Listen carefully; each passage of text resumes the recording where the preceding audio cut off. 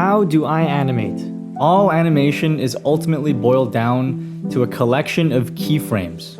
In this case, those keyframes are a series of poses. Using the animation rig I created for my model, I can quickly create a pose, then create a keyframe of that pose.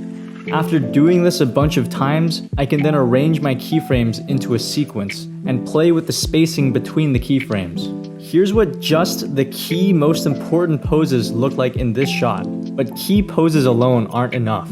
You need to bridge the gap between them somehow. If we just play the animation with just the key poses in the timeline using Blender's default interpolation, it'll look something like this, which is really wonky and unnaturally fluid. That's because Blender is just interpolating between the poses, moving each body part from one position straight to another. Blender doesn't know what's supposed to happen in the time between those poses. So what do? We add frames between the keyframes, also known as in-between frames.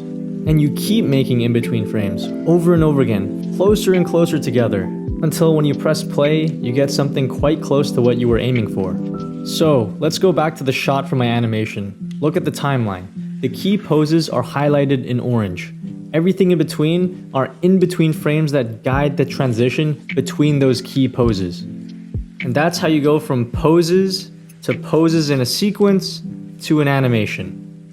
Let me know if you guys want more of these shorts. I'll try to do some a few times a week.